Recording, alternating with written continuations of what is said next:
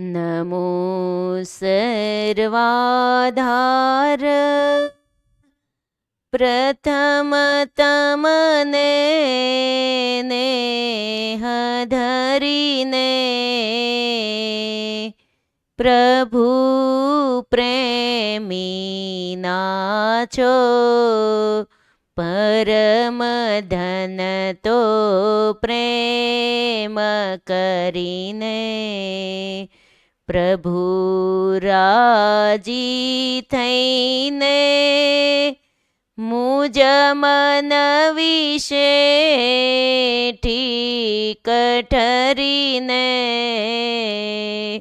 સદા સેવું સ્વામી તુજ ચરણમાં ને ભાવ ભરીને સદા સેવું સ્વામી તુજ ચરણને ભાવ ભરીને ઓમ અવતારિણે શ્રી સ્વામિનારાયણાય નમો નમઃ. શ્રી હરે કૃષ્ણાય ઘનશ્યામાય શ્રી સહજાનંદ સ્વામિને નમો નમઃ. બોલો શ્રી સ્વામિનારાયણ ભગવાનની જય. શ્રી હરે કૃષ્ણ મહારાજની જય. શ્રી ઘનશ્યામ મહારાજની જય.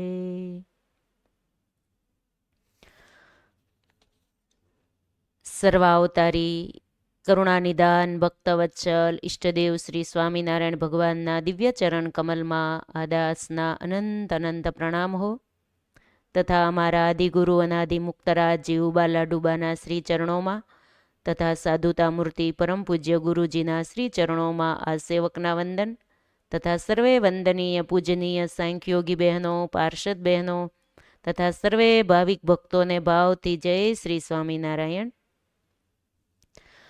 વિક્રમ સંવત 2082 પોષ સુદ 13 ગુરુવાર તારીખ 1/1/2026.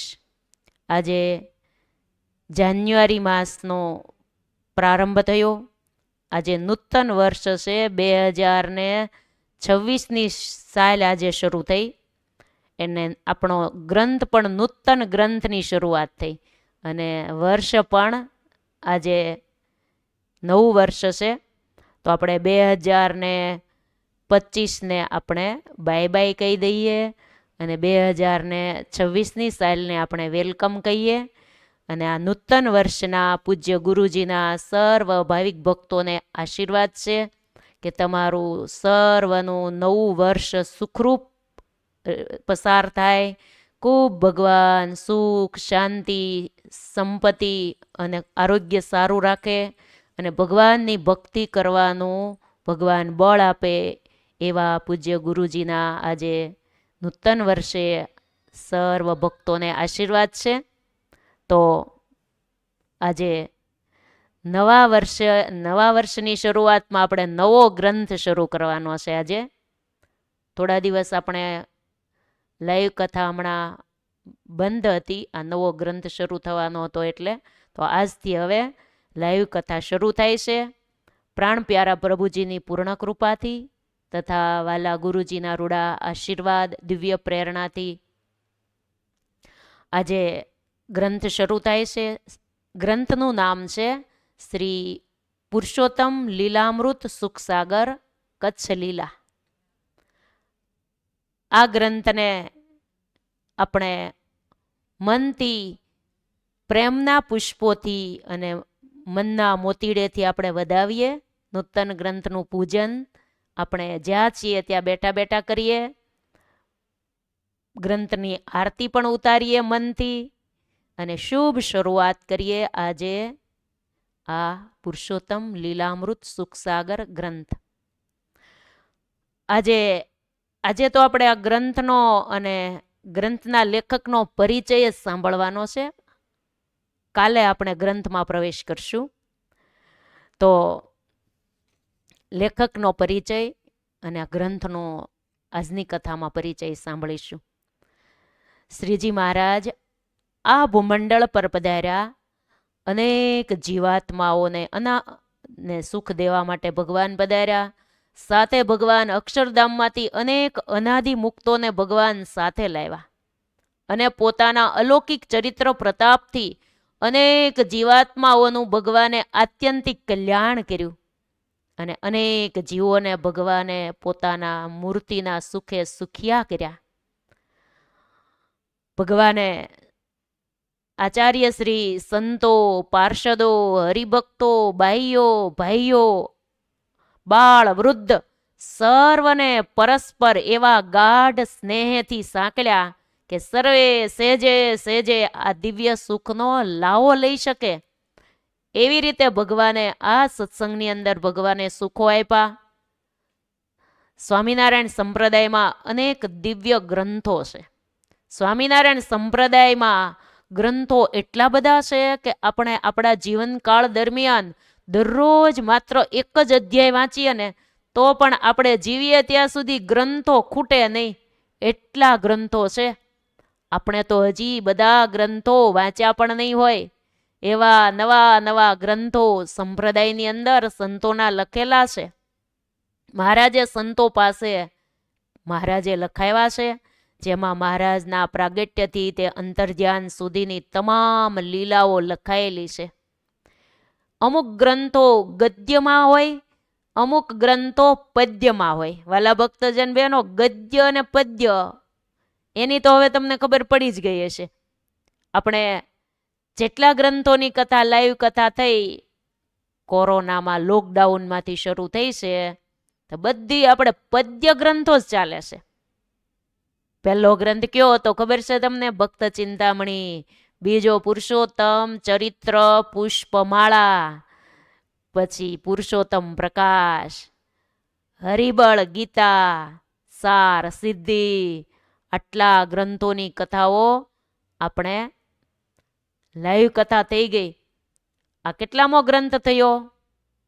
ભક્ત ચિંતામણી, પુરુષોત્તમ લીલામૃત, પુરુષોત્તમ ચરિત્ર પુષ્પમાળા, હરિબળ, ગીતા, પુરુષોત્તમ પ્રકાશ, સાર, સિદ્ધિ, એ 5 અને આ 6થો ગ્રંથ થયો ને.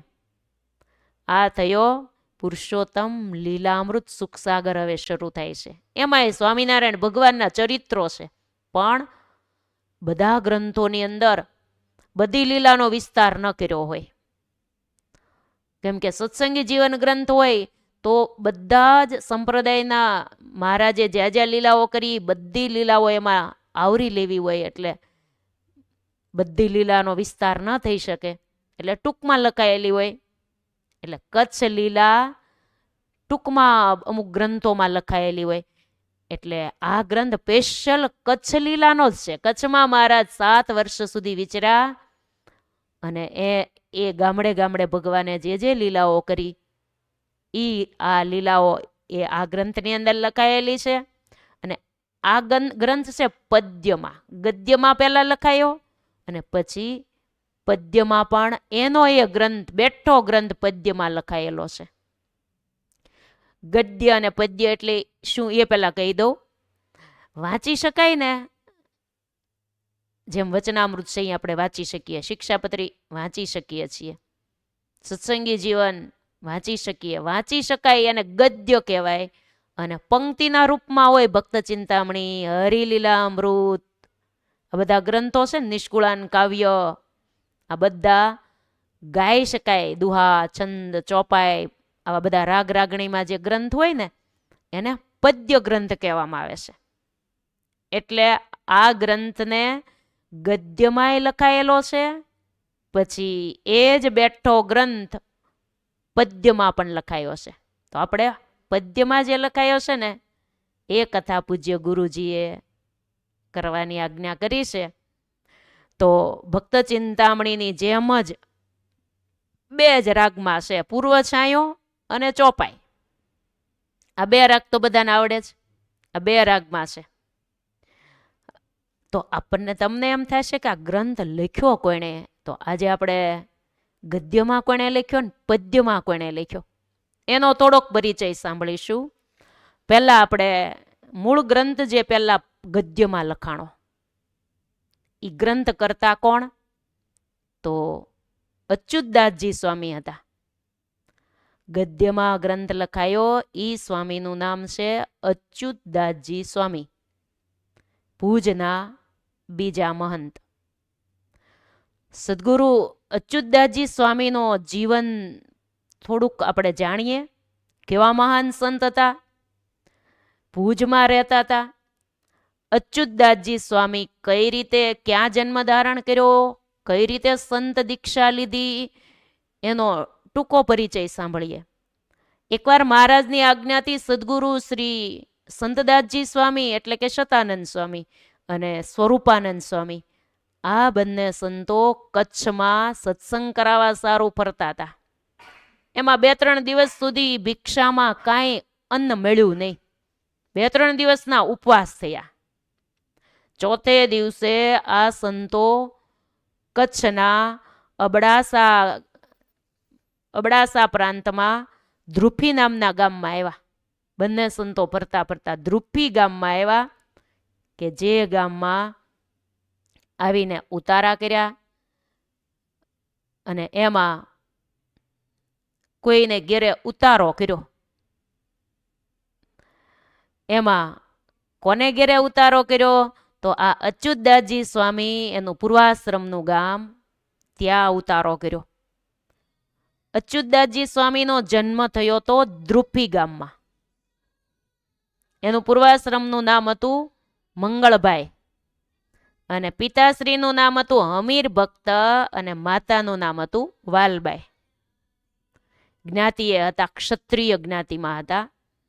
સંતો પોતાને ગામ આવ્યા ત્યારે આ મંગળભાઈની ઉંમર 9-10 વર્ષની હતી. સંતો આવ્યા એટલે દંડવત પ્રણામ કર્યા. ભગવાનના ભક્ત હોય ને એને ત્યાં બાળકો હોય ને એના પણ સારા સંસ્કારો હોય. એનામાં સારા સંસ્કારો જો બાળકોને આપેલા હોય તો એને ખબર પડે કે સાધુ સંતો આવે એને આપણે દંડવત પ્રણામ વંદન કરવા જોઈએ. એટલે દંડવત કર્યા. પોતાને ઘેરે સંતો આવ્યા એટલે પોતે એકલા મંગળભાઈ ઘેરે હતા. પોતાના માતા પિતા વાડીએ ગયેલા, પોતે એકલા ઘેરે હતા. સંતોએ બાળકને પૂછ્યું કે અમને ભોજન આપશો? ત્યારે કીધું હા. બાળકે સીધું સામાન ઘરની અંદરથી આપ્યું. સંતોએ એક બાજુ થાળ કર્યો, ઠાકોરજીને ધરાવી. સંતો જેમાં પછી સંતો બહુ રાજી થયા. 3 દિવસના ભૂખ્યા સંતોને આ મંગળભાઈ બાળકે જમાડ્યા. સંતો આ બાળક ઉપર બહુ રાજી થઈ ગયા. રાજી થઈને સંતોએ કીધું કે તમે આજે અમને જમાડ્યા એટલે અમે આજે તારી ઉપર બહુ રાજી થયા છીએ, માટે માગ બાળક. ત્યારે બાળકે કીધું, લ્યો મને નાનાને માગતા તો શું આવડે, મને એવી કઈ ખબર ન પડે કે હું મગાય, માટે હું એટલું કહું, તમને જે વાલું હોય ને મને આપો, બસ. મને બીજી કઈ ખબર ન પડે, તમને જે વાલું હોય ને એ મને આપો. ત્યારે બે સંતો એકબીજાને સામું જોયું. સંતદાસજી સ્વામીએ સ્વરૂપાનંદ સ્વામી સામે જોયું. બેએ કીધું આપણને વાલું જ બીજું શું હોય આ જગતમાં? સાચું કહેશો ને? સાધુ સંતોને વાલું બીજું શું હોય ભગવાન સિવાય? એટલે સંતોએ કીધું, જા બાળક, અમને તો ભગવાન વાલા છે, સ્વામિનારાયણ ભગવાન અમને વાલા છે, અમને ઈ સિવાય આ જગતમાં બીજું કાંઈ વાલું નથી, માટે જા અમે તને ભગવાન આપ્યા. જેમ અમને અખંડ ભગવાનની મૂર્તિનું સુખ આવે છે ને એવું બાળક તને પણ આવશે, જીવન પર્યંત આવશે. જા, આજ તે અમને જમાડ્યા ને એનું આ ફળ છે. જો સંતોને જમાડ્યા ને એનું ફળ કેટલું બધું મોટું મળી ગયું. 8, 9, 10 જ વર્ષની ઉંમરમાં એને ભગવાનની મૂર્તિનું સુખ મળી ગયું. સ્વામિનારાયણ ભગવાનની મૂર્તિનું સુખ તને આવશે. જા, તને ભગવાન આપ્યા. અમારા જેવી તારી પણ સ્થિતિ થશે. આમ વરદાન સંતોએ આપી દીધું. સંત વચન કોઈ દિવસ મિથ્યા ન જાય હો. સંતના મુખમાં રહીને ભગવાન બોલે છે. ભગવાને જ જાણે એને આ સુખ આપવા માટેના આશીર્વાદ સંતોના મુખમાંથી વરસાવ્યા હોય ને એમ વરસાદ વર્ષો સરવાણી અંદરથી આશીર્વાદની નીકળી ગઈ બહાર. આ વરદાન રૂપી આશીર્વાદથી તે જ સમયથી આરંભીને મહારાજની મૂર્તિ મંગળભાઈને અખંડ દેખાવા લાગી. અખંડ મૂર્તિ દેખાવા લાગી હો. જાગ્રત, સ્વપ્ન, સુષુપ્તિ ત્રણેય અવસ્થામાં ભગવાન દેખાય. મહારાજની મૂર્તિનું અખંડ સુખ આવવા લાગ્યું. માતા પિતા ઘેર આવ્યા, બધી વાત કરી. આપણે ઘેરે સંતો આવ્યા હતા. પછી તે કાંઈ સંતોને જમાડ્યા કે નહીં? હા, મેં સીધું સામાન આપ્યું હતું, સંતોએ થાળ કરીને જમાડ્યા. માતા પિતા બહુ રાજી થયા. ઓલી વાત ન કરી, સંતોએ મને આમ કીધું, ઈ જમાડ્યા, બધી વાત કરી. થોડા દિવસ થયા, માતા પિતા ગઢડા મહારાજના દર્શન કરવા માટે ગયા.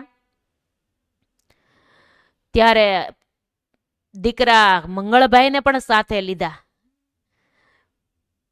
પહેલા તો ચાલીને જવાનો જમાનો હતો.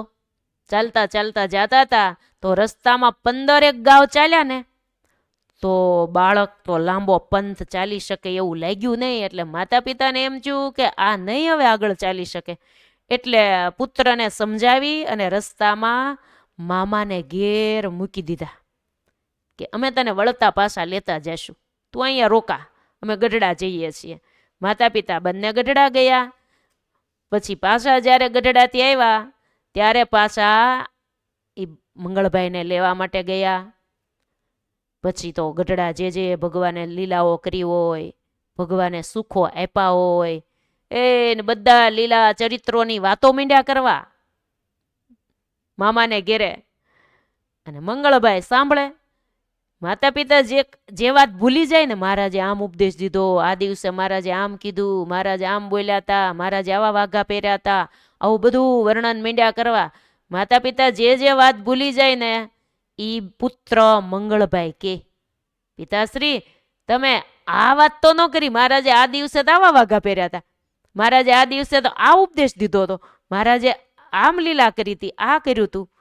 આમ બધું કે ત્યારે માતા પિતાને આશ્ચર્ય થયું કે અરે તું તો આવ્યો નહોતો સાથે, તને તો અમે અહીંયા મૂકીને ગયા હતા અને તને કેમ ખબર? ત્યારે કીધું સાંભળો, તમે વાડીએ ગયા ત્યારે હું એકલો ઘેરે હતો ને, ત્યારે સંતો આપણે ઘેરે આવ્યા હતા થોડા દિવસ પહેલા. ત્યારે સંતોને જમાડ્યા તો સંતો રાજી થઈ ગયા ને મને આશીર્વાદ દીધો. પહેલા તો માગવાનું કીધું પણ મને તો કઈ માગતા આવડે નહીં. એટલે મેં કીધું મને માગતા ન આવડે, તમને વાલું હોય મને આપજો. તો સંતોએ મને એમ કીધું અમને તો વાલા ભગવાન છે, જ્યાં તને આપ્યા. ત્યારથી મને ભગવાનની મૂર્તિ અખંડ દેખાય છે. બધું દૂરનું બધું ઘેર બેઠા બેઠા દેખાય છે. ભગવાન ગઢડામાં લીલાઓ જે કરે એ બધી મને અહીંયા દેખાય છે. માતા પિતાને તો આશ્ચર્ય થયું કે ઓહો, એને તો ક્યાંય જવું પડે એમ નથી, ઘેર બેઠા તીરથ છે. દૂરદર્શન તો હવે ટીવીમાં ને બધે ઘેરે બેઠા આપણે મોબાઈલમાં બધું જોઈ શકીએ ને સાંભળી શકીએ, પણ એ સમયે અંતરનું દૂરદર્શન હતું. આવા ભક્તો હતા હો, એવી સ્થિતિવાળા થઈ ગયા નાનપણમાં. પછી તો થોડા દિવસ થયા, માતા પિતા પણ ધામમાં જતા રહ્યા.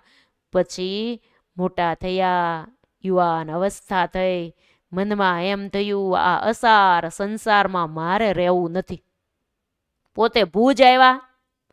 આનંદાનંદ સ્વામી દ્વારા આચાર્ય શ્રી અયોધ્યા પ્રસાદજી મહારાજ પાસેથી ભાગવતી દીક્ષા લીધી અને સાધુ થયા અને નામ પાડ્યું અચ્યુતદાસજી સ્વામી નામ રાખ્યું. આનંદાનંદ સ્વામી નામ આવે એટલે આપણને એમ થાય કે અમદાવાદનું મંદિર બંધાયું એ આનંદાનંદ સ્વામી, પણ આનંદાનંદ સ્વામી નામે બીજા પણ સંત હતા. આ નાના આનંદાનંદ સ્વામી એ પણ ભુજ રહેતા હતા. ભુજના પહેલા મહંત હતા વૈષ્ણવાનંદ સ્વામી, પણ એની સાથમાં આ નાના આનંદાનંદ સ્વામી પણ મહારાજની આજ્ઞાથી ભુજમાં રહેતા હતા.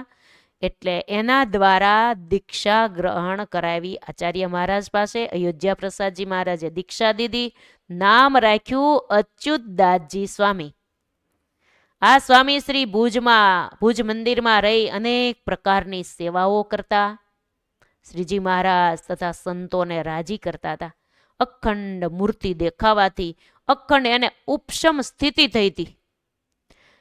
એટલે આ સંત બહુ મહાન હતા. પહેલા વૈષ્ણવાનંદ સ્વામી પહેલા મહંત ભુજના, સાથે આ આનંદાનંદ સ્વામી પણ નાના આનંદાનંદ સ્વામી મહંત તરીકે આ બંને હતા. અને બીજા જ મહંત આ અચ્યુતદાસજી સ્વામી. પછી ત્રીજા મહંત હતા અચ્યુતદાસજી સ્વામીના શિષ્ય અક્ષર જીવનદાસજી સ્વામી. એ પણ એવા સમર્થ હતા. તમને ખબર હોય તો અક્ષર જીવનદાસજી સ્વામીનો લખેલો પત્ર ભુજમાં પ્રખ્યાત છે. એકાદશીને દિવસે દરેક ભુજના મંદિરોની અંદર આ અક્ષર જીવનદાસજી સ્વામીનો પત્ર વંચાય છે. અમે વિદેશોમાં ગયા તો ત્યાં પણ લંડનમાં, આફ્રિકાના બધા જ કચ્છી મંદિરની અંદર આ અક્ષર જીવનદાસજી સ્વામીનો પત્ર એકાદશીના દિવસે વંચાતો જ હોય છે. સ્વામી એવા મહાસમર્થ હતા, કેટલાયને સુખિયાઓ કર્યા હતા. એવા મહાન સંત વિભૂતિઓ થયા. તો આ બીજા મહંત અચ્યુતદાસજી સ્વામી ભુજ, એ સ્વામીના કેટલી સામર્થ્ય હતી એની એક વાત કરું. જો ભુજ મંદિરની એક વાડી છે જેને નારાયણ બાગ કહેવામાં આવે છે. ત્યાં વન ચાલતું હતું. ત્યારે અચ્યુતદાસજી સ્વામી હંમેશા ત્યાં સેવા કરવા માટે મંગળા આરતીના દર્શન કરી અને વાડીએ સેવામાં પહોંચી જતા. એક વખત મંદિરમાં દેવની સેવા કરનારા બ્રહ્મચારી બગીચે એ નારાયણ બાગ વાડી છે ત્યાં નાહવા માટે ગયા. ત્યારે સ્વામીશ્રીને સેવા કરતા જોયા અચ્યુતદાસજી સ્વામીને. એટલે આ બ્રહ્મચારી મહારાજે કીધું કે સ્વામી, તમે માત્ર મંગળા આરતીના જ દર્શન કર્યા, પછી વહેલા અહીંયા વાડીએ આવી જાઓ છો, દરરોજ એક જ આરતીના દર્શન કરો છો મંગળા, પછી શણગાર આરતીના દર્શન કરવા તો આવતાય નથી. તમે વાડીએ ને વાડીએ રહ્યો છો, શણગાર આરતીના દર્શન ન કરવા પડે? તમે તો આવતા જ નથી. અને આખો દિવસ તમે આમનામ સેવા જ કર્યા કરો છો, તો થોડા શણગાર આરતી કર્યા પછી થોડા મોડા વાડીએ આવતા હો તો શણગારના દર્શન તો થઈ જાય. ત્યારે અચ્યુતદાસજી સ્વામીએ શું કીધું કે અમે અહીંયાથી દર્શન કરીએ છીએ. બ્રહ્મચારી કે અમને કેમ ખબર પડે કે તમે અહીંયાથી દર્શન કરો છો? ત્યારે સ્વામી કે આજ તમે ઠાકોરજીના શણગાર કર્યા છે, પણ વાઘા તમે અવળા પહેરાવ્યા છે, અવળા ધારણ કરાવ્યા છે. જાઓ એકદમ અને વાઘા પાસા સવળા કરો. બ્રહ્મચારી મહારાજ કે તમને કેમ ખબર સ્વામી કે મેં અવળા પહેરાવ્યા છે? ત્યારે કે અમને મહારાજની કૃપાથી અહીંયાથી સર્વત્ર દેખાય છે, અમને બધું જ દેખાય છે, અમે અહીંયાથી જ દર્શન કરીએ છીએ. સ્વામી શ્રી આવા સમર્થ સંત હતા હો. પછી તો આ બ્રહ્મચારી મહારાજ ગયા, જ્યાં જોયું તો ઉતાવળમાં એને ખબર નહોતી રહી કે મેં અવળા પહેરાવ્યા છે. જ્યાં જોયું ત્યાં તો અવળા જ હતા. અને મનમાં એમ થયું કે ઓહો, આ સંત કેટલા મહાન છે, નિરાવરણ દ્રષ્ટિવાળા છે. મારાથી તો એમ કહેવાય ગયું કે તમે શણગાર આરતી કરતા નથી, એને તો બધું ત્યાં દેખાય છે. આવા સમર્થ સંત અચ્યુતદાસજી સ્વામી હતા હો. એણે આ ગદ્યમાં ગ્રંથ લખ્યો છે, પુરુષોત્તમ લીલામૃત સુખ સાગર કચ્છ લીલા. સ્વામીશ્રી આવા સમર્થ હોવા છતાં ભુજ મંદિરની આગળ વાળવું, લીપવું, દાણા વીણવા, રસોઈ કરવી વગેરે સેવાઓ સ્વયં આવા સમર્થ હોવા છતાં પોતે કરતા હો. જો સેવા કરવામાં આપણે કોઈ દિવસ એવું ન માનવું કે હું ઈ સેવા હું થોડી કરું. પણ ભગવાનની સેવા ગમે તે હોય, નીચી ટેલ મળે તો માને મોટા ભાગ્ય. જો ભવબ્રહ્માદિકને પણ નિત્ય મળતી નથી. ભગવાનની સેવા તો બહુ મોટા ભાગ્ય હોય ને તો જ મળે છે. આવા સમર્થ સંતોએ પણ સેવા મૂકી નહોતી. એના જીવનની અંદર એણે વાડીઓની અંદર પણ સેવાઓ કરી. ભુજ મંદિરની વાડીમાં પણ સેવા કરે. અખંડ ભગવાન જેને દેખાતા હોય એ તો એમ નામ ભજન કરવા બેસી જાય તો પણ તોય સેવા ન મૂક્યો. માટે સેવા મુક્તિશ્ચ ગમ્યતામ, સેવા એ જ મુક્તિ છે. જીવનની અંદર કિંચિત સેવા આપણા જીવનમાં થઈ જાય તો આપણે આપણા જીવનમાં ધન્ય ભાગ્ય માનવાઓ. આપણા બહુ મોટા ભાગ્ય હોય ને તો જ આપણને સેવાઓ મળે. આવા આવા સંતોના જીવન પ્રસંગો ઉપરથી આપણને પ્રેરણા મળે કે સંપ્રદાયમાં સેવાથી જ આગળ વધાય છે. ભગવાનની ભક્તિ, ભગવાનનું અખંડ સુખ જોતું હોય તો પહેલા સેવા ધર્મ સ્વીકારવા પડે. સત્સંગની અંદર મહાન મહાન સંત વિભૂતિઓએ, ભક્તોએ બધાએ ખૂબ સેવાઓ કરી છે. તો અચ્યુતદાસજી સ્વામી આ રીતે મંદિરને વાળે. પહેલાં તો લીપવાનું જ હતું.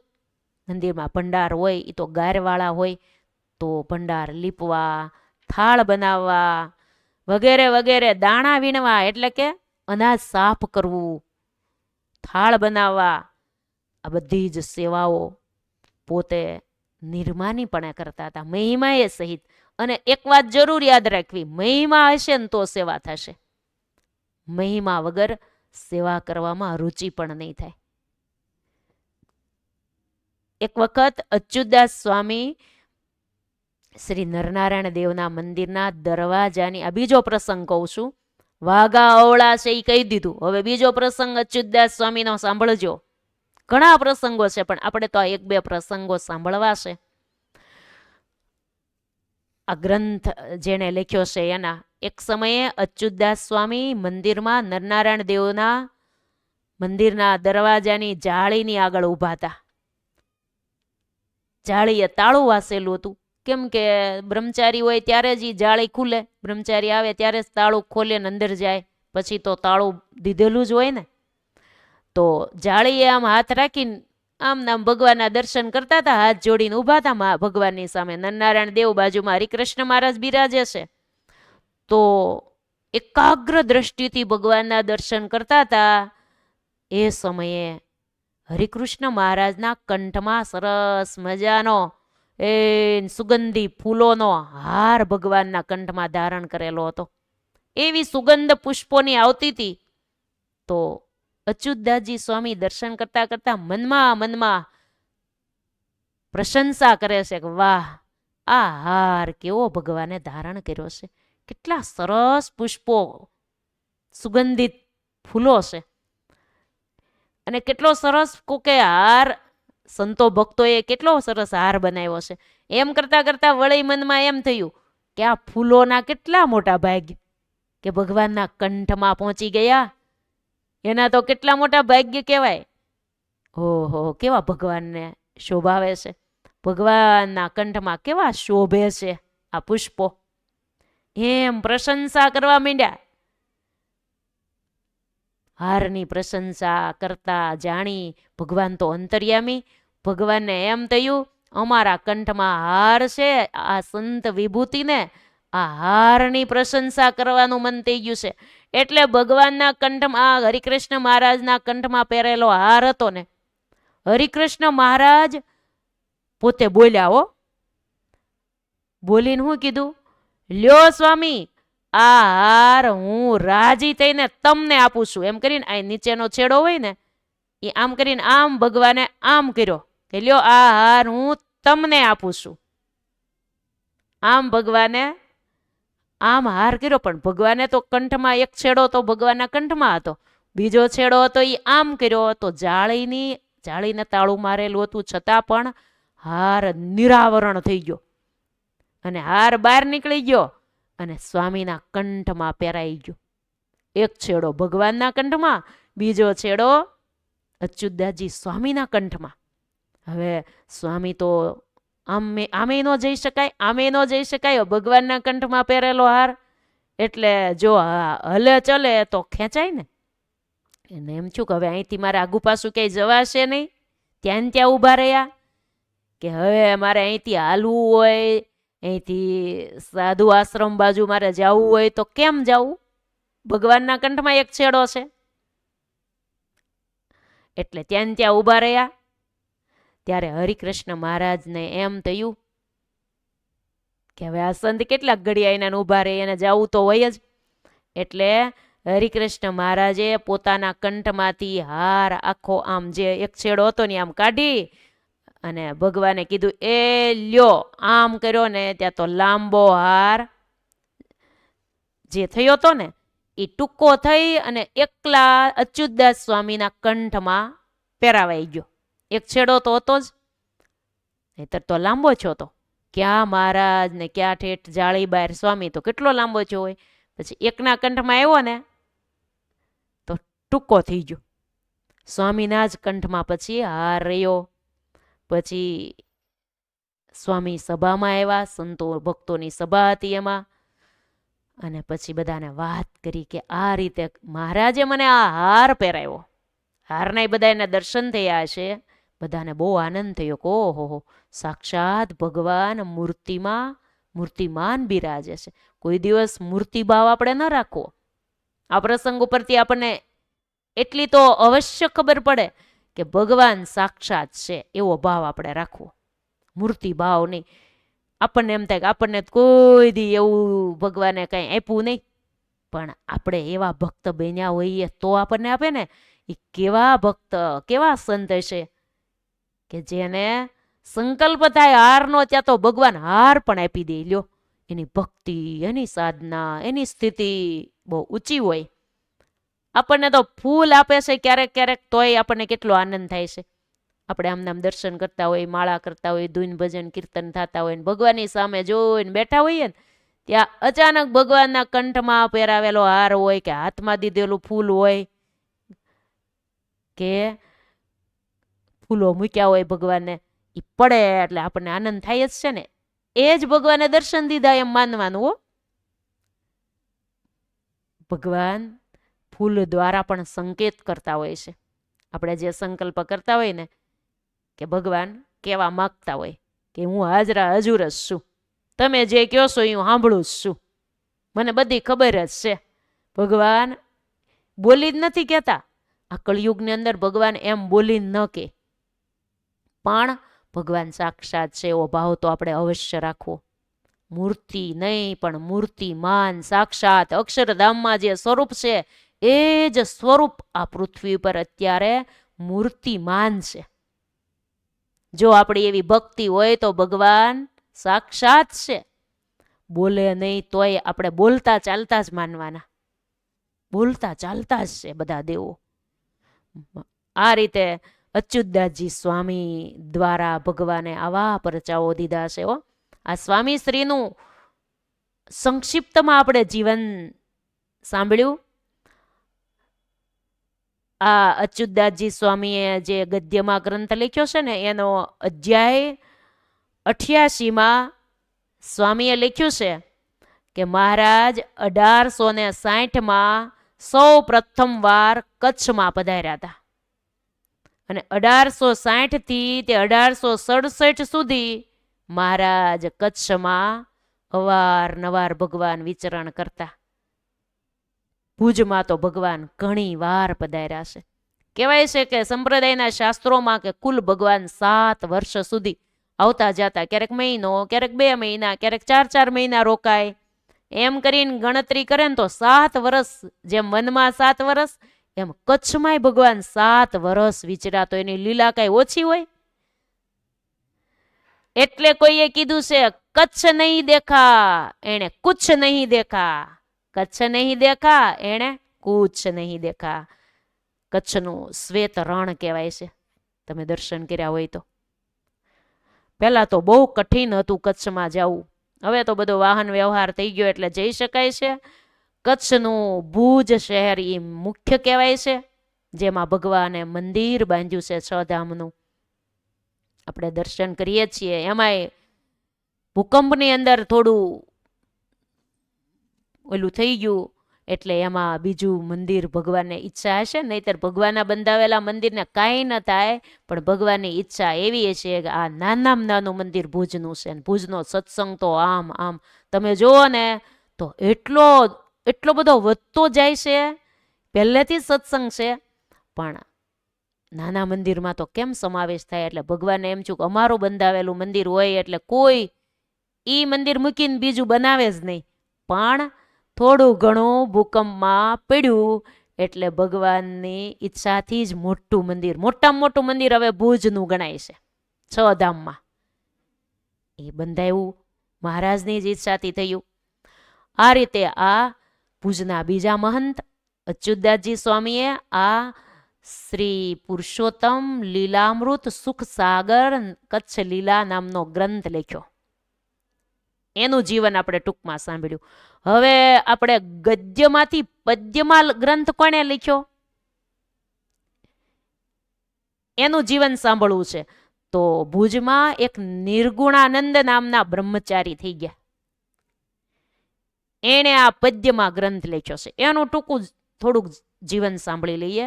આ ગ્રંથ કરતા નિર્ગુણાનંદ બ્રહ્મચારીનો જન્મ મૂળીધામથી 5 કોશ દૂર અને વળી જે ઠેકાણે સ્વામિનારાયણ સંપ્રદાયના પરમહંસોને શ્વેત કપડા ભગવા કરવાની મૃતિકા માટી નીકળે છે ને ઈ ગામ એવું રામપરા ગામમાં નિર્ગુણાનંદ બ્રહ્મચારીનો જન્મ થયો હતો.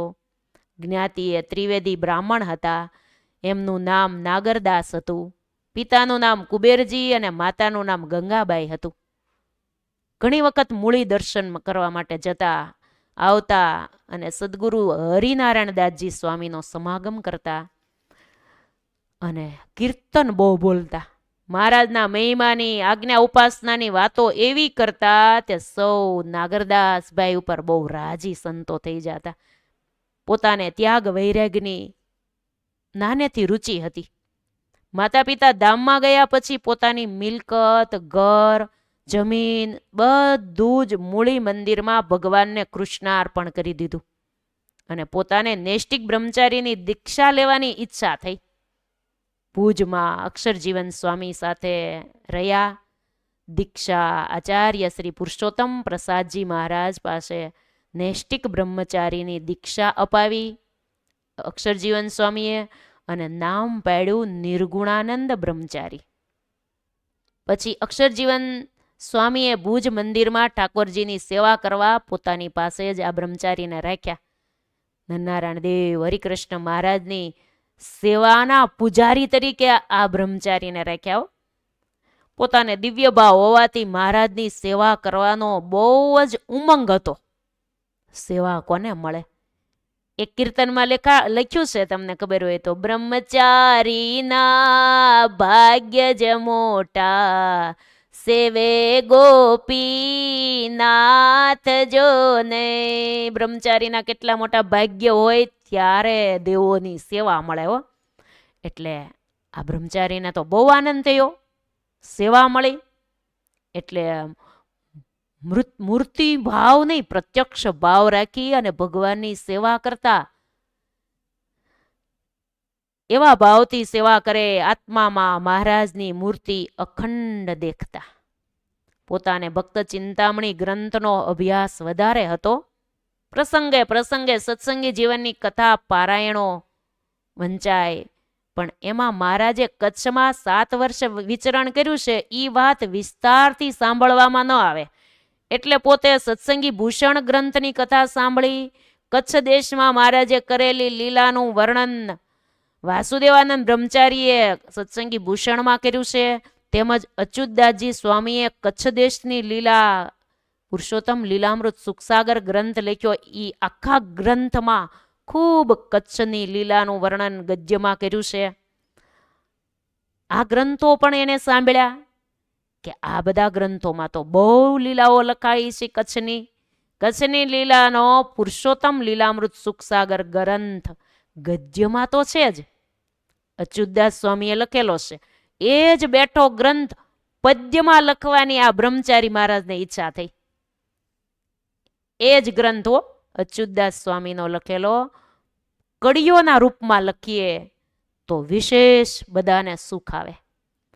અક્ષરજીવન સ્વામી તથા તે સમયના મોટા મોટા સંતો હરિભક્તોને બધાને વાત કરી કે આવો, ભગવાનની ઈચ્છાથી સંકલ્પ છે કે આ ગદ્યમાં છે એ ગ્રંથ પદ્યમાં બનાવો. સૌએ રાજી થઈને અનુમોદન આપ્યું. બહુ સારું તો આ સેવા તમે કરો તો આ સત્સંગને બધાને લાભ મળશે. કચ્છ લીલાનો પદ્યમાં ભક્ત ચિંતામણી જેવો ગ્રંથ કરવાની ઈચ્છા થઈ. પછી ઠાકોરજીની સેવા તો કરતા જ હતા, સેવા કરતા કરતા એ ગ્રંથ પદ્યમાં લખવાનો પ્રારંભ કર્યો. સવારમાં મંગળા અને શણગાર આરતી કરી પછી ઠાકોરજીનો થાળ બનાવવાનો હોય, એ પણ પોતે જ કરતા હો. સેવા જ પોતે કરે, થાળે પોતે કરે, શણગાર વાઘા પહેરાવવા બધું ભગવાનની સેવા પોતે કરે, પણ ગ્રંથે લખવો તો આ બધી સેવા ટાઈમો ટાઈમ કરવાની હોય તો ગ્રંથ ક્યારે લખવો? એમાં તો કેટલો સમય જોઈ. એ ગદ્યમાં લખેલી એક એક લીલાઓ હોય અને પછી કડીઓમાં બનાવી એને સમય તો જોઈ ને. પણ ક્યારે લખતા હતા? તો લખ્યું છે રાત્રિના 2 વાગ્યાથી તે સવારના 4 વાગ્યા સુધી ગ્રંથ લખે. પછી નાહી ધોઈને પૂજા પાઠ કરી, દેવોની સેવા કરે, ઠાકોરજીની સેવા કરી અને પછી કથા વાર્તા થાય તો એમાં પણ બેસે. પછી બપોર સુધી તો સમય જ ન મળે. ઠાકોરજીનો થાળ કરવો, ભગવાન પોઢાડી દે ને પછી 4 વાગે ભગવાન જાગે ને ત્યાં સુધી પાછો ગ્રંથ લખે. બપોરે 2 વાગ્યાથી તે 4 વાગ્યા સુધી ગ્રંથ લખે. પછી ઠાકોરજી જગાડે. ઠાકોરજીને જગાડ્યા પછી વચ્ચે પાછો ગાળો મળે આરતી સુધીનો. તે સંધ્યા આરતી સુધી ગ્રંથ લખતા. ચોપાઈમાં, પૂર્વછાયો આ 2 રાગમાં આ ગ્રંથ લખાયો છે. તો કડીઓ બનાવવાની હોય તો સીધી તો ન લખતા ફાવે ને, એટલે સ્લેટમાં લખે. પહેલા સ્લેટમાં લખી રાખે કડીઓ. પછી કાગળમાં એવા મહિમાવાળા ભક્તો હોય ને એને એમ કે આમાં લખ્યું છે ને સ્લેટમાં, એ તમે આ કાગળમાં લખી દો. એ હરિભક્તો પણ લખવાની સેવાઓ કરતા. આ રીતે 6 થી 7 વર્ષના સમયગાળામાં ભુજ મંદિરમાં રહી અને આ નિર્ગુણાનંદ બ્રહ્મચારીએ આ ગ્રંથ પદ્યમાં સંપૂર્ણ લખ્યો છે. આ રીતે ગ્રંથની રચનાની વાત કરી, ગ્રંથના લેખકની વાત થઈ. આવા ચરિત્રોથી સભર આ ગ્રંથ છે. ભગવાનના ચરિત્રોનો તો કેટલો મહિમા છે. શ્રીહરિના ચરિત્રોની મહત્તા અચ્યુતદાસજી સ્વામીએ આ ગદ્યમાં લખેલા ગ્રંથના અધ્યાય 59માં લખ્યું છે કે જે કોઈ જનો રોગાદિ કે કરીને મહાકષ્ટને પામેલા હોય તથા રાજ્ય સમૃદ્ધિ કરીને અવરાઈ ગયા હોય, એ સર્વે જનો શ્રદ્ધાએ સહિત પ્રેમ મગન થઈ અને શ્રીજી મહારાજના ચરિત્રને જે કોઈ ગાશે કે સાંભળશે, તથા જે કોઈ અતિશય પાપી જીવ હોય એના કાનમાં અજાણે પણ મહારાજના ચરિત્રોના શબ્દો પડશે તો તે સર્વે એના પિતૃએ સહિત 71 પેઢીનો ઉદ્ધાર થશે અને આત્યંતિક મોક્ષ જે અક્ષરધામ તેને પામશે. આમ અચ્યુતદાસજી સ્વામીએ આ ગ્રંથનો મહિમા લખ્યો છે. ભગવાનના ચરિત્રનો એટલો મહિમા છે. આ કાંઈ ચરિત્રો જેમ તેમ નથી હો. ભગવાનના ચરિત્રો. કોના ચરિત્રો? ઈ તો કયો ચરિત્ર કોના છે? પછી એનો મહિમા એવો જ હોય ને. પછી એનો સાંભળવાનો અજાણતા સંભળાઈ જાય તોય મહિમા, તો જાણીને સાંભળીએ તો કેટલો મહિમા હોય. માટે વાલા ભક્તજન બહેનો, રોજ કથા સાંભળવી. કથા છે એ આપણા આત્માનો ખોરાક છે. કથાને આપણે ઉલટું કરીએ તો થાક ઉતારનારી કથા. હરિની આ કથા ટાળે સર્વે વ્યથા, ચાલો સહુ ભક્તો સર્વે કથા સુણવા ચાલો. હરિની આ કથા અને ટાળે સર્વે વ્યથા, ચાલો સહુ ભક્તો આપણે કથા સુણવા ચાલો. રોજ કથાનો સમય થાય આપણે તો વ્યસન પડી જવું જોઈએ ભગવાનના ભક્તોને. ભગવાનની કથાના, કીર્તનોના, મંદિરે જવાના, એ ભજન કરવાના વ્યસન પડી ગયા હોય. જેમ કોઈ તમાકુ ખાતા હોય, બીડી પીતા હોય, કોઈ પણને ચા પીવાનું વ્યસન નથી પડી જતું, પછી એને વગર ચાલે જ નહીં. ગમે ત્યાં બહારગામ જાય તો એને એની વ્યવસ્થા ચા પાણીની કરવી જ પડે. બહેનો માટે તો બીજું વ્યસન ન હોય ચા સિવાય, એટલે જ્યાં જાય ત્યાં એની વ્યવસ્થા એને કરવી જ પડે છે ને. પણ વ્યસન ન હોય તો વ્યવસ્થા ન કરવી પડે. એમ આપણે ભગવાનના ભક્તોને આધ્યાત્મિક માર્ગમાં આપણે ચાલ્યા છીએ, મુમુક્ષુ આત્માઓ છીએ. આપણા વ્યસન બીજા કાંઈ ન હોવા જોઈએ. એ પેટને આપણે ભાડું આપવું પડે, એટલે જે રોટલા જે કાંઈ મળે એ પેટને ભાડું આપી દેવાનું હોય. બાકીનું વ્યસન આપણું કયું હોય? ભક્તિ કરવાનું વ્યસન. બસ એના વગર નો હાલે. ભગવાનની આજ કથા સંભળાણી નથી મારાથી, આજ મને ક્યાંય ચેન નથી પડતું, આજ મારે મંદિરે જવાનું નથી, મને ક્યાંય ગમતું નથી. આમ ભગવાનના સાધુ સંતોના ભક્તોના દર્શન થાય, કથા સાંભળવા મળે, આ બધું સત્સંગની અંદર છે. સત્સંગ સિવાય આપણને બીજે ક્યાંય આવું મળતું નથી. એટલે આપણા બહુ મોટા ભાગ્ય છે કે ભગવાને આપણને આ દિવ્ય સત્સંગમાં જન્મ આપી દીધો. કેટલા ભાગ્ય હોય એને સત્સંગમાં જન્મ મળે. અતિ મોટા ભાગ્ય રે કે જેને આ સત્સંગ મળ્યો છે. માટે પ્રાપ્તિનો કેફ હૃદયમાં રાખવો કે ભગવાન આપણને આપણા આ આત્માને આપણને ક્યાં મૂકી દીધો? આ સત્સંગના મધ્યમાં મૂકી દીધો. આપણને તો કાંઈ ખબર નહોતી. આ કેવળ ભગવાનની કૃપા હો. કૃપા કરીને ભગવાન આપણને એના બનાવ્યા છે. એ જ મોટા ભાગ્ય છે. તો આ ચરિત્રોનો એટલો મહિમા અચ્યુતદાસજી સ્વામીએ લખ્યો છે. ભગવાનના ચરિત્રોનો આવો એક ગ્રંથમાં નહીં, અનેક ગ્રંથોની અંદર ભગવાનના ચરિત્રોનો મહિમા આવે છે. આધારાનંદ સ્વામીએ વિશાળ ગ્રંથ 12 ભાગમાં લખ્યો છે, જેનું નામ છે હરિચરિત્રામૃત સાગર. એમાં તો સ્વામીએ એક એક પૂર શરૂ થાય, પૂર એટલે કે એક એક પ્રકરણે સ્વામીએ મહિમા લખ્યો છે. હરિ કે ચરિત્ર હરિ સમજાના, यह दोनों में भिन्न न माना, हरि के चरित्र हरि समझाना, यह दोनों में भिन्न न माना. પછી ભુજ મંદિરમાં જ રહેનારા સદગુરુ ભૂમાનંદ સ્વામી, એણે પણ એક ગ્રંથ લખ્યો છે જેનું નામ છે ઘનશ્યામ લીલામૃત સાગર. એની પણ આપણે કથા સત્સંગ પર્વ આપણે દર વર્ષે ભાદરવા મહિનામાં થાય ત્યારે દર વર્ષે આપણે કરતા કરતા પૂરો થઈ ગયો આખો ગ્રંથ ભૂમાનંદ સ્વામીનો લખેલો. એ પણ એવો સરસ મહિમા વાળો સર્વોપરીપણાનો ગ્રંથ છે. ભૂમાનંદ સ્વામીએ પણ પોતાના ગ્રંથમાં પૂર્વાર્ધમાં 109મા તરંગમાં લખ્યું છે કે આ તો અવતારીના ચરિત્ર રે, અક્ષરાધિપતિના પવિત્ર રે. આ તો અવતારીના ચરિત્ર રે, અક્ષરાધિપતિના પવિત્ર રે.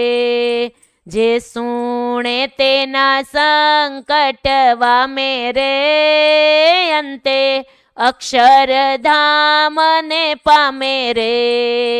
જે સુણે તેના સંકટ વામે રે, અંતે અક્ષરધામને પામે રે. માટે હરિચરિત્રોનો ખૂબ ગ્રંથોની અંદર મહિમા લખ્યો છે. જે ભગવાનના ચરિત્રો સાંભળે એના સર્વે સંકટ વામે. કોઈ પ્રકારનું સંકટ ઊભું જ ન રહે, બધા સંકટો દૂર થઈ જાય છે. માટે આ પુરુષોત્તમ લીલામૃત ગ્રંથમાં અદ્ભુત અદ્ભુત ચરિત્રો ભરેલા છે. નવા નવા ચરિત્રો સાંભળવા મળશે. આ ગ્રંથમાં કચ્છ દેશમાં મહારાજે કરેલા ચરિત્રો જ લખ્યા છે. કચ્છ દેશની લીલાનું વિસ્તૃત વર્ણન હોવાથી સંપ્રદાયમાં આ ગ્રંથને કચ્છ લીલા તરીકે પણ ઓળખાય છે. પણ અચ્યુતદાસજી સ્વામીશ્રીએ આ ગ્રંથનું નામ પુરુષોત્તમ લીલામૃત સુખસાગર આવું નામ રાખ્યું છે. આ ગ્રંથને બેઠો પદ્યમાં બનાવ્યો છે નિર્ગુણાનંદ બ્રહ્મચારીએ. બધી જ ઈ લીલા છે એ જ લીલા આ ગ્રંથમાં આવે છે, પણ પંક્તિના રૂપમાં છે. આ બ્રહ્મચારી પણ કચ્છના જ હતા, ત્યાં ભુજમાં જ રહીને આ ગ્રંથ લખ્યો છે. તો આપણે પણ આ ગ્રંથ પદ્યમાં લખાયેલો છે ને એની કથા આપણે કરવાની છે. તો એના તરંગ છે 196 તરંગમાં આ સંપૂર્ણ ગ્રંથ છે. પહેલા તરંગની અંદર ગ્રંથકારે મંગલાચરણ કર્યું છે પહેલા તરંગની અંદર. મહારાજનો મહિમા, વંદન, ધામનું વર્ણન, સંતોને વંદન કર્યા છે. એ ગ્રંથના પ્રારંભમાં પહેલા તરંગની અંદર આ બધું લખ્યું છે. કવિઓ હોય એ ભગવાનને પહેલા મંગલાચરણ કરતા હોય, વંદના કરતા હોય, એ રીતિ છે. બધા ગ્રંથોમાં બધા જ લેખકોએ ભગવાનને વંદન કરીને મંગલાચરણ કર્યું હોય.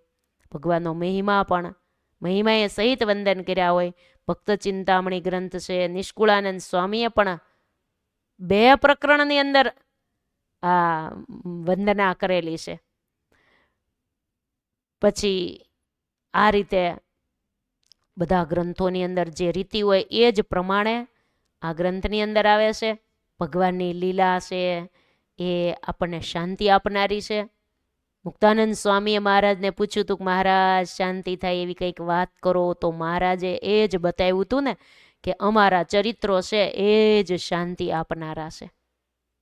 ક્યાંય શાંતિ નહીં મળે હો વાલા ભક્તજન બહેનો. શાંતિ માટે તો માણસ ઉઠે ત્યાંથી તે સવારથી તે સાંજ સુધી દોડતું કાઢે છે કે અહીંથી શાંતિ લઈ લો, અહીંથી લઈ લો, પણ ક્યાંય નથી. શાંતિ તો ભગવાનના ચરણમાં છે. એટલે કીધું નિર્ભય ચરણ છે નાથના, સેવો શ્રદ્ધાએ સંત, અવર ઉપાય અળગા કરી, સમજો સાર સિદ્ધાંત. ભગવાનના ચરણ છે ને એ નિર્ભય પદને આપનારા છે. ભગવાનના ચરણમાં જ શાંતિ રહેલી છે. ભગવાને જ્યારે સૃષ્ટિનું સર્જન કર્યું, મનુષ્યો બનાવ્યા, ત્યારે ભગવાને બધા સદગુણો, બુદ્ધિ બધું ભગવાન આપતા હતા આમ જોળીમાંથી. બ્રહ્માજીએ સૃષ્ટિ બનાવી પણ ભગવાન દેતા હતા. કોઈને આટલા સદગુણો દીધા, કોઈને આટલા દીધા, જેટલા ભગવાને દેવા ઘટે એટલા દીધા હોય. દેતા જોળીમાંથી એક તત્વ વસ્તુ ભગવાને હેઠી સરકાવી દીધી, ભગવાને ચરણ મૂકી દીધો. ત્યારે લક્ષ્મીજી બાજુમાં ઊભા હતા. ત્યારે ભગવાનને પૂછ્યું કે પ્રભુ, આપે બધું જ મનુષ્યોને દેતા એક વસ્તુને આપના ચરણ નીચે દબાવી દીધી, ઈ કઈ વસ્તુ છે? ભગવાને કીધું ઈ શાંતિ નામનું તત્વ છે ને, એ અમારા ચરણમાં અમે રાખ્યું છે. શાંતિ અમે અમારી પાસે રાખી છે. આ લોકની અંદર અમે બધાને બધું સદગુણો આ તે બધું આપી દીધું, એમાં બધા મચા કરશે. પણ શાંતિ લેવી હશે ને માણસને, ત્યારે ક્યાં જવું પડશે? ભગવાન પાસે.